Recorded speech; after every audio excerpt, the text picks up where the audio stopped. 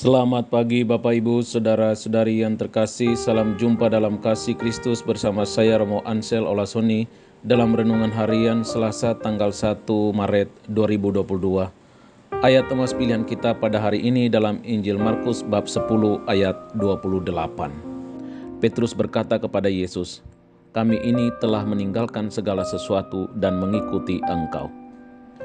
Setelah mendengar pengajaran Yesus tentang betapa susahnya untuk masuk ke dalam kerajaan surga, Petrus menyadari dirinya bahwa ia dan teman-temannya telah meninggalkan segala sesuatu dan mengikuti Yesus.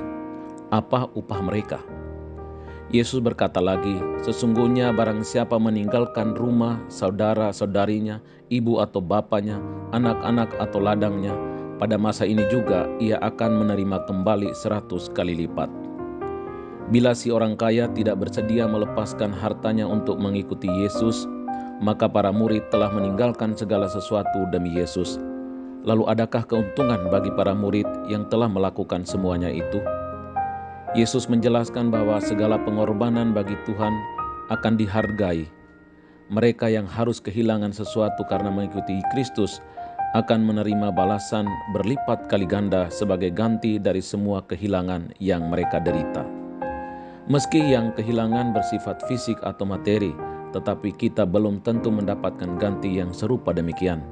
Namun, yang ingin Yesus katakan adalah bahwa Tuhan tidak tutup mata terhadap semua itu. Tuhan melihat dan memperhatikan. Dia tidak mengabaikan orang-orang yang telah mengorbankan segala sesuatu demi mengikuti Dia.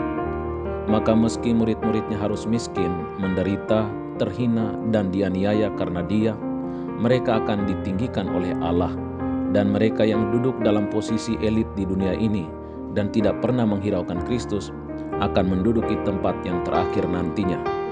Tidak akan ada penghormatan sedikit pun bagi mereka. Pertanyaan para murid kadangkala menjadi pertanyaan kita juga ketika melihat pengorbanan kita dalam pelayanan begitu besar, baik berupa waktu, tenaga, pikiran maupun harta. Lalu kita membandingkannya dengan orang lain yang kelihatannya sedikit berkorban tetapi mendapat nama dan penghargaan begitu banyak, bahkan dari apa yang kita lakukan. Mungkin terasa menyakitkan bagi kita, namun jawaban Yesus kepada para murid memberikan kepastian bahwa Tuhan yang mempunyai pelayanan melihat apa yang kita lakukan, dan Dia menghargai semua itu. Tentu saja kita pun harus menyadari hendaknya pelayanan yang kita lakukan tidak didasarkan atas bayangan penghargaan yang akan kita terima dari Allah. Lakukanlah pelayanan kita sebagai wujud ucap syukur dan terima kasih kita kepada Dia yang telah mempercayai kita untuk melayani Dia. Bacalah Injil hari ini, temukan ayat emasmu dan sharingkan kepada sesamamu. Salam teriring doa dan berkat dari Romo Ansel dalam nama Bapa dan Putra dan Roh Kudus. Amin.